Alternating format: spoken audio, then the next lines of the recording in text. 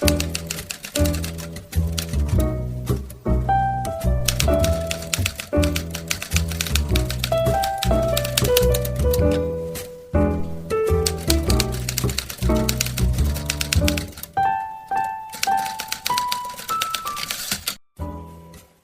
everyone and welcome to the Shelf Mini episode 8.5. I am your host, Jeremy Meyer.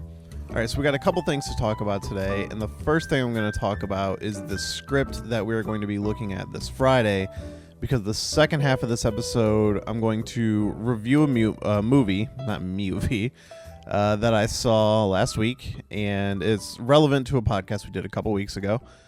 So I saw Logan, so that's a movie we're going to be reviewing. And I'm going to try to talk a little bit non-spoiler at first, and then just go into some spoiler talk, because it's kind of a movie that's really hard to get your full opinions of unless you're just going to fucking get it out there and talk about it. Alright, so the next script we're going to talk about is one that when my guest picked it, I wasn't super enthusiastic about it. But then as we started reading it, it's kind of become one of my favorite scripts I've read for the show yet. But that script is called Wonka, and it is by Jason McAuliffe, I believe how you spell his name. And this is a draft from 2014, and it's based on Willy Wonka. It's kind of like a dark, I don't want to say completely dark reimagining, because it's not like fucking Sweeney Todd or anything like that. But it's a little dark, and it's kind of crazy and a little weird, and it was a lot of fun to read, and I would highly recommend this script. And I think it's going to be a fun one for the show. I really hope everybody likes it. But again, that script is Wonka by Jason McAuliffe, and I hope I'm saying your name right. Look for it. Should be pretty easy to find. This is a Blacklist script. It's the second one we've done, and I was, again, super unenthusiastic about it. I'm not trying to sound mean. I've just never been a big fan of Willy Wonka, but I was very much pleasantly surprised, and I think you will be too. Okay, so I'm just going to go right into my Logan review, and again, I'm going to start non-spoiler here, and then I'll warn you when I'm just going to jump into it. But yeah, so I saw it with last Monday with a bunch of my coworkers. Like 3 or 4 of us went to see it after work, and so the first Wolverine movie I was not a fan of. I saw like when it was like a big deal when the work print version leaked, where like, oh, here's the version without the finished special effects, and that was the first time I saw the movie, and it like I thought it was like, there are things I like about that movie. I'll be straight up about that. It's not a bad movie, but it's just kind of a mess. So when the second one came out, I never really bothered to see it. Like, I heard it was better. And I actually have a copy of it sitting in my apartment right now because my coworker lent it to me, because after Logan came out, she was like, it was Maggie, the one that did the X-Men episode with me. She was like, yeah, it's actually a much better movie, and you think you should see it. So she lent it to me, and I haven't watched it yet, but it is sitting here waiting to go. And I'm excited to check it out. But it's impossible to have not heard about how good everybody thinks Logan is. So I was getting pretty excited for it. The trailers were obviously super interesting. There seemed to be a lot of inspiration taken from the comic book Old Man Logan, which I ended up reading beforehand and I thought was great. And this is the original Old Man Logan, not the current Old Man Logan, which I think is okay. I read the first book of that, and it's just really interesting art and really interesting story idea where they drop Old Man Logan back in the present time because, Marvel's mixing up their universes all over again. But that one just there just wasn't enough. It felt like it ended prematurely and just could have been a little better. But the original Old Man Logan was really good, and the movie seemed to be drawing from that, which in the end, after seeing it, it barely draws from that. It's just kind of more the way he looks, and very few elements from the story made it into the movie, which is totally fine. The movie's definitely more of a standalone story. But I will easily say it is the best Wolverine movie. I still place it like 3rd or 4th in my line of X-Men movies, just because I am such a big fan of First Class and Days of Future Past. I obviously reviewed Apocalypse on the show, and that one falls more in the middle for me. But Logan is very good. I mean, the character, first of all, the R rating is kind of the thing to talk about. It's so perfect to see Wolverine just slicing people up, and they don't waste any time getting into the R rating. The very first word of the movie is fuck, and the opening scene is just as brutal as you would want from like a Wolverine fight. And we've always gotten hints of the violence of Wolverine over the years, but it's just never been like this the way it should be. Like, obviously a man with metal claws is going to be slicing people up in pretty grotesque ways, and that's what the movie finally gives us. My biggest complaint about the movie is that it's a little long. Like, by the time the third act rolls around, it's moving a little slower. There's I don't want to say there's like not a lot of action in the movie, because there is a good amount of action, but it is a character piece. This is all about Wolverine and the little girl who, I mean, obviously from the trailer, everybody knows it's X-23. I don't think that's a spoiler to say. But it's all about that relationship, and it's just such a character piece of a movie that it does make it stand out as a comic book movie. And it's unlike any comic book movie you've really seen before. And it's very good. I was, skeptical going in because they've burned me twice before. I mean, again, everybody says Wolverine was better, but I hadn't seen it, and it didn't do like gangbusters. So I would still tempered expectations for that one. But yeah, Logan was really good, and if you haven't seen it, I highly recommend seeing it. If you have seen it, I would love to hear what you think about it, because I don't know if I want to see it again like anytime soon. Like, one of my coworkers who went with, he was seeing it for the second time. And as I was sitting there, I was like, yeah, I really like this movie. I will obviously own it when it comes out on Blu-ray. But it's like, I don't know if I would want to watch it again anytime soon. Like, it's one I'd like to take a break from, because, I mean, like I said, it does feel a little long. But the story's really good. There's a lot there. It's not one of those movies that, like, oh, if you see it again, you'll absorb so much more. I think it is what it is. It is what they put out on screen, and it is very good. But yeah, I guess that's basically what I can say. Spoiler free. I guess I could mention Charles Xavier. Everyone, like, acting wise, is at the top of their game in this movie, and Patrick Stewart has already said that he's basically retiring from the role of Charles Xavier, but then I think he's also said that he'd be willing to appear on Legion or any of the other X-Men TV shows that are in the works right now. So, I mean, it's really hard to tell with what any of these guys are going to do. I mean, they always say it's the last one, and they always end up coming back. But yeah, I mean, it was the last one for Hugh Jackman, and there's that story going around of him and Patrick Stewart watching the movie, and, like, in the middle of it, kind of like Hugh Jackman puts his hand on his knee, and they kind of just are focusing on the screen, and they both realize, like, this is it for them, and it's a great way for them to go out. And I agree, if this is the last X-Men thing either one of them ever do, it's perfect, and that's the way it should be. I know Hugh Jackman really wants to come back if X-Men ever gets folded into the Marvel Universe, but I think at this point Fox is pretty comfortable with where they are with the X-Men, and honestly, I don't want to see that. It's just, the Marvel Universe is already, like, crowded enough to just suddenly drop in all of these mutants. Like, I'm sure they could do it in a really good way, and they would have to for me to be interested. But just for now, I think everything's fine the way it is over there. Fox, they're doing just fine with their X-Men. The Apocalypse being the one bad one, they don't need to give it up. Fantastic Four, they should definitely give up, though. But yeah, that's kind of it for my spoiler-free discussion. So for the next foregone minutes, I am going to be talking spoilers, and I'm not sure if that was a good sentence or not. Probably not. But yeah, so let's get into the spoilers. The ending was perfect. Wolverine, I mean, first of all, I'm not sure if anybody watched the trailer and didn't expect both Professor X and Wolverine to die, because that was, to me, that just seemed like a foregone conclusion. Like, obviously it's the last movie. Obviously we got Logan being super old and his healing factor isn't really working as well anymore. Like, obviously he's gonna die. And the thing about the movie that is done so well is how little they actually tell you. Like, we're living in a world where all mutants are dead, basically, except for these two and maybe a couple hidden around the world.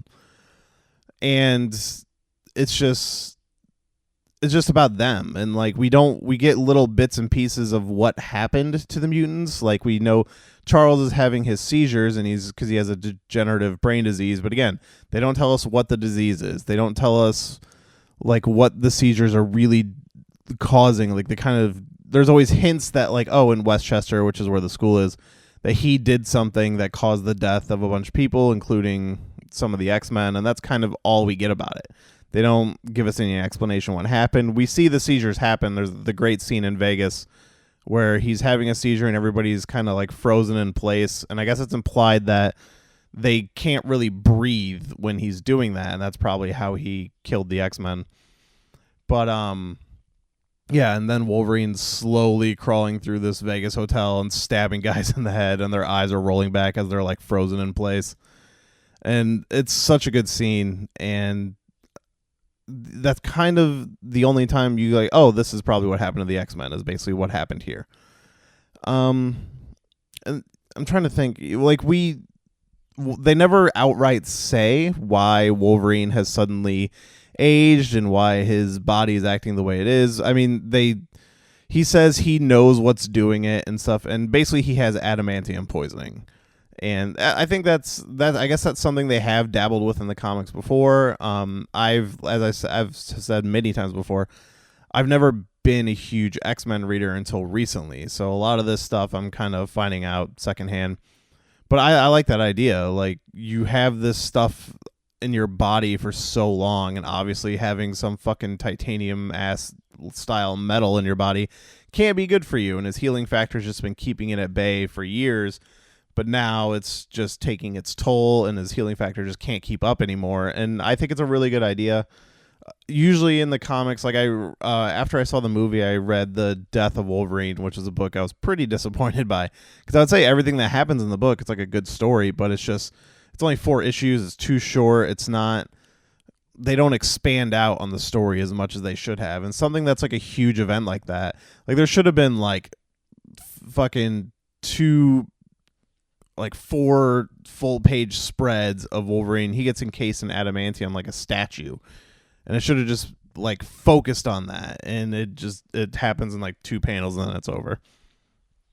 But yeah, I like the idea. I think it makes a lot of sense. It's a good way to take it. Just him losing his healing factor, which is what happens in a couple different points in the X-Men history, and that's what happens in the Death of Wolverine. He's lost his healing factor due to some circumstance. I like the idea that he still has it. It's just weak. And I guess it does. Like, by the end of the movie, I guess it's implied that it's basically completely gone at this point. And there is the great moment. So Wolverine at one point like throws away a gun from somebody, and somebody tells him like, hey, maybe you should keep that. And he's like, no, I don't like guns. And then at one point at the end of the movie, so X-23, she's his daughter, and there's a bunch of other mutants that were basically created as like clones using the DNA of a lot of the mutants we know. So we see some familiar powers. And at the end, they're trying to escape into Canada, and he is saving them from the kind of, I don't want to say military, because they're more mercenary guys that are coming after them. And he's injects himself with this healing serum that works like temporarily, and then it's just him running crazy style after all these soldiers as they're going after these kids. And it's such a good action scene, but at the end of it starts to wear off, and I'm going to get into another one of my big complaints about the movie in a second. But he ends up grabbing a gun because his healing factor is wearing off, and it becomes a big moment when he uses it. Like, he's trying to basically create a distraction for the kids and just whips out a gun and starts shooting people. And it's not even played off and like, oh, slow motion, him pulling out the gun or anything. He just does it. But because of the conversation they had before, it makes it a very important and powerful moment. Like, hey, this is Wolverine literally at the end of his rope. And it's a really good scene, and it's a good way to go into the final moments of Wolverine, and it's such a good moment. But that moment is against, and this is one of my biggest problems with the movie, a full-on clone of Wolverine called X-24. And this may be kind of a stupid complaint for what I'm about to say, but it's the thing that reminds you that this is a comic book movie where, yeah, we're in a movie where we have a bunch of people using powers and we have a guy with fucking metal claws, but it hasn't felt like a comic book movie. It just feels like a character movie with somebody who just happens to have powers. But then at one point they introduce a full-on young clone of Logan, and he's just feral and he never speaks, but it's just like, here's Hugh Jackman at the age he actually is at, fighting old ass Hugh Jackman. And that's just like, to me, that's the staple of like the Wolverine franchise, is kind of ridiculous shit like that. That seems like something that would have been in the first two movies, and I thought the third movie was going so well until they introduced the Wolverine clone. But I will say he's not in the movie a lot. So he shows up, there's a quiet scene on a farm in like the middle of the movie, and then that's where the X-24 shows up, where they have like a great night, and Wolverine goes out to help one of the, like, the father of the household as they fix their water problem with some guys that are basically trying to take over the land. And we get this quiet moment with Professor X where he's confessing to Logan that he remembers what happened in Westchester, and he feels really bad, and he's apologizing, and then you just see a hand come down and extend claws into his chest to kill him. And that's how we're introduced to the X-24, which is a great introduction. Like, that was really fucking like, oh shit, and really powerful. I did kind of guess something was going to happen. I was like, the way this scene is being filmed and we're not seeing who he's talking to, I clearly feel like he's either not talking to Logan or something bad is about to happen. But it still caught me off guard, and it was a really great moment. And that leads to Professor X's death, which, you know, you can't help but almost roll a tear for that. And I will say, I choked up a little bit at the end of this movie when Wolverine died. It's really powerful stuff, and it's a character we've been with since what, like 2001, 2002, whenever X-Men came out. I want to say 2001, maybe 2000. Not important. But yeah, I mean, he's been doing it for so long, and then we finally get his death, which was not what I was expecting, him getting impaled on a tree trunk, but whatever, it works. And him, you know, talking to X-23 and kind of giving her some last fatherly advice, which, you know, a big part of the movie is him trying to accept the role as not only savior, but as a father. And his final words are, as he's dying, like, oh, that's what it feels like, which you can take as a double meaning to be like, this is what it feels like to die, or this is what it feels like to be a father and to care for somebody, which I'll be honest, I didn't pick up on that aspect of it the first time, but that was pointed out to me, and I was like, oh, that does make a lot of sense. And it's a very powerful ending. And then the having him buried in the rocks and she turns the cross into an X, it's such a perfect ending for the Wolverine franchise, and only proceeds to muddy up the timeline even more for X-Men, which I don't even know what they're going to do at this point. I've always considered the Wolverine movies to be in kind of their own universe and not exactly correlating with the X-Men. Like, I don't want to say numbered films because they're not all numbered, but I mean, First Class kind of served as like a soft reboot, but could have still taken place in the universe. And it was one of those things where I always wish they would just come out and say like, hey, this is a reboot or this is a prequel. And Days of Future Past only continued to muddy it up by seemingly erasing everything that had happened before. But again, it still could be an alternate universe. Like, they've never really been clear about it. I've always seen it as there's one universe, which is X-Men 1, 2, and 3. And then we got another universe with First Class, Days of Future Past, and Apocalypse. And the ending of Days of Future Past just goes to show, like, oh, they all grow up to look the same because, I mean, they're the same characters. But just events are different. And Logan, to me, again, the Wolverine movies maybe take place in one of those continuities, but nothing really fits together that well in this timeline. And even Fox is kind of cagey on their timeline. And it's just like, hey, every movie really only correlates to the last one. And I just wish they would clear it up a little bit. I think at this point they should just pick the cast they like and reboot. Maybe just take McAvoy and Fassbender and some of the people that did well in the previous movies and just redo it and say, we're maybe start from the 90s like they had talked about doing after Apocalypse. I don't know if that's still the plan, but just be like, yeah, this is where we're going to start and we're going to go on from here.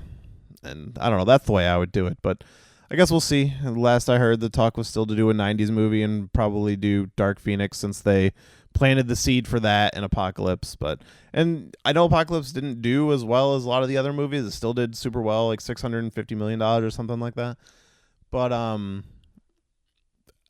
I think they should just keep going and just, brush off Apocalypse and just make a good movie, which I know is easier said than done. But that's going to end it for my spoiler discussion for Logan. It's a really good movie. I highly recommend that you should go watch it. I'm not going to go see it again in theaters, but as soon as it comes out on Blu-ray, probably 6 months from now, I'll be ready to watch it again. So it's very good. Everything you've been hearing about it, I wouldn't say it's like the best X-Men movie ever made, as some people are saying. It does have some minor problems. But Wolverine is great. X-23 is awesome. The action scenes are very good. And I really like the villain. I can't remember his fucking name off the top of my head right now, and I'm not going to look it up on a podcast. But I think he's really great. He's really charismatic, and he's an asshole, and you want to see him die, and when you do, it's very satisfying. But yeah, so that's going to be it for this little mini episode.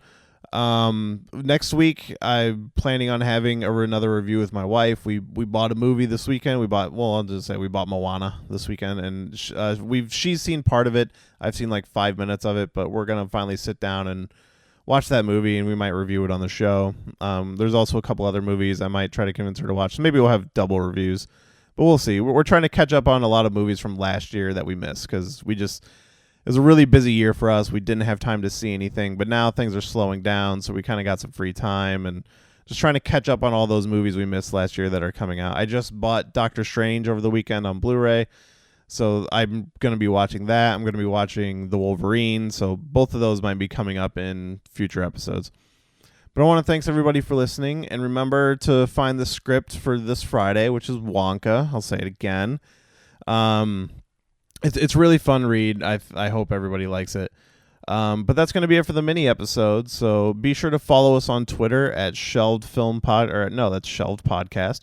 Our email is shelvedfilmpodcast@gmail.com. You can email the show, share your thoughts on Logan if you got any. I'll read them on the show, and if you got any counterpoints, I'd love to hear it. Yeah, for me, to give that movie a review, I'd give it I do a 5-star scale for my reviews. I don't do halves or quarters or anything like that. To me, it's like 5 stars. This is an amazing movie. 4 stars. It's a really good movie. 3 stars. It's okay. 2 stars. Like, it's watchable, but it's got some problems. And 1 star is just a terrible movie. And that's my review scale. I don't really change it. I don't like halves and quarters and all that stuff because I'm not into the numbers of it. I'm just into how much did I like it. But Logan, I would give a 5-star. It has a few issues with me, but nothing that would really drag it down. But yeah, so send me some emails if you want to talk about Logan. I'll talk more about it. I was trying to get everybody who saw it with me onto the podcast to do like a group review, but some of them are just too nervous to get on a microphone. But I'm gonna try to, like, next time there's like a big movie that a lot of us see, I'm gonna try to make that happen. But yeah, so again, the Twitter is Shelved Podcast, the email shelvedfilmpodcast@gmail.com. And if you want an easy way to find the script, I'm going to put it up on our Tumblr, shelvedfilmpodcast.tumblr.com. So thanks everybody for listening. Be sure to check out that script, and we will see you for Friday's episode.